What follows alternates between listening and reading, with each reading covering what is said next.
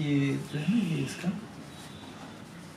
मैं air commodore Surendra Singh त्यागी retired air officer commanding हूँ सौराष्ट्र का। जामनगर से 96 में रिटायर हुआ।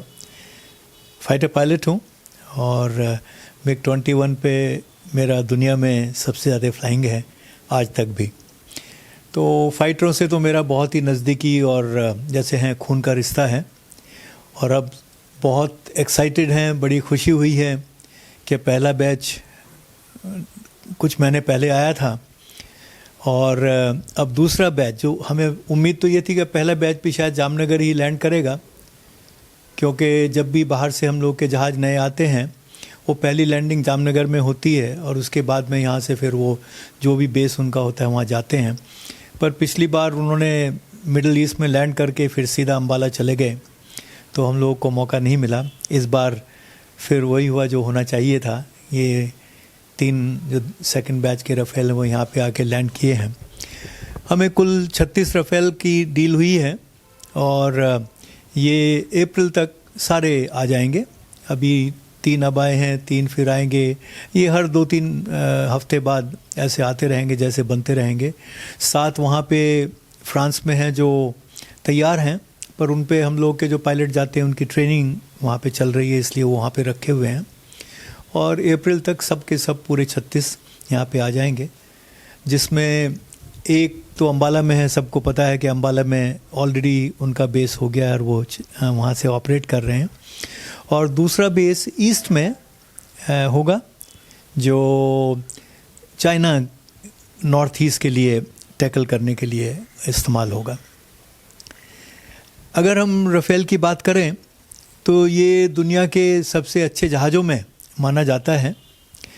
इसे 5th जनरेशन तो शायद ना कह पाएँ। 5th मतलब जो आज का जनरेशन का फाइटर जहाज़ है, जैसे F-35 है अमेरिका का, या Su-35 रशिया का है, और या Su-57 है। पर ये 4.5 जनरेशन हम लोग कहते हैं, क्योंकि ये 4th जनरेशन से बेटर है और 5th के थोड़ा सा आसपास है। हालांकि अगर कंपेयर करें उसमें इसकी परफॉर्मेंस के लिए, इसके वेपन कैरिज के लिए, तो ये 5th जनरेशन के किसी भी फाइटर जहाज़ जैसा ही है। तो इसमें आने से हमारी भारतीय वायुसेना को, हमारे देश को सिक्योरिटी पे बहुत बहुत एडिशनल सपोर्ट और स्ट्रेंथ मिल जाएगी। ये जहाज़ बड़ा अच्छा है, इसके कारण कई हैं। एक तो ये जो है ओमनी रोल है, मल्टी रोल नहीं बल्कि ओमनी रोल है।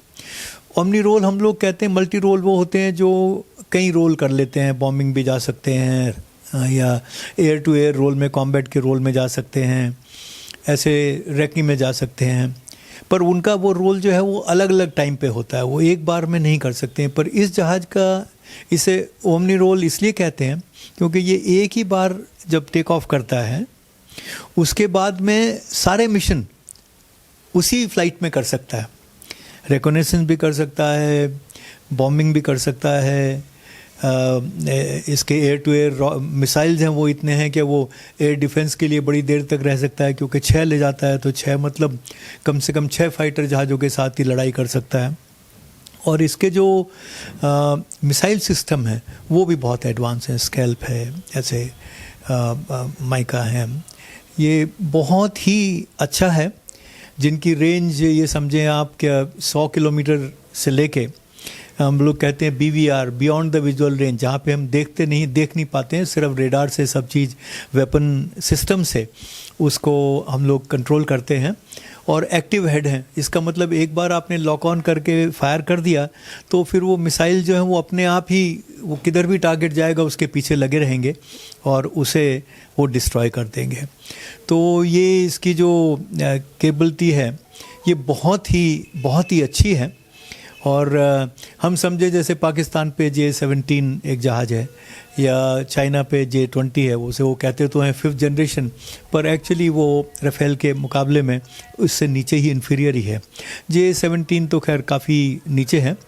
तो अब हम ये कह सकते हैं कि इनके आने से भारतीय वायुसेना को और हमारे देश को एक बहुत ही अच्छी स्ट्रेंथ मिली है। इसकी जो गन है, 2 गन पॉड होते हैं, जो वो गन्स इनकी उसकी रफ्तार ये समझिए कि पर सेकंड 40 राउंड वो फायर कर सकती हैं। 30 मिलीमीटर का राउंड है, वो 30 मिलीमीटर का एक राउंड एक जहाज़ के लिए बहुत होता है डिस्ट्रॉय करने के लिए। तो ये बहुत ही एडवांस्ड, बहुत ही लेटर जनरेशन, बहुत ही reliable multi role, omni role aircraft है, जो हम ये कह सकते हैं कि हमारे आने से हमें वाकई में बहुत साहस हमारा बढ़ेगा, और जो हमारी फ़ौज हैं उनका उत्साह और उन्हें अपनी कैपेबिलिटी पे भी बहुत ज़्यादा असर उसका पड़ेगा।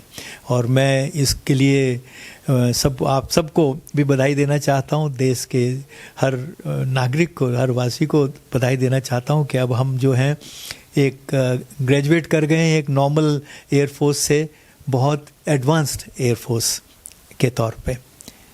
मेरी सबको बहुत बहुत शुभकामनाएं, और उम्मीद है कि हमें ये जहाज़ इस्तेमाल ना करने पड़े, क्योंकि अगर करने पड़े तो दुश्मनों का वाकई में हम लोग बहुत बुरी तरीके से उन्हें थपेड़ेंगे। जय हिंद। આજે જ અમારી YouTube ચેનલ સબસ્ક્રાઇબ કરો અને સમાચારોના વધુ વિડીયો નિહાળો।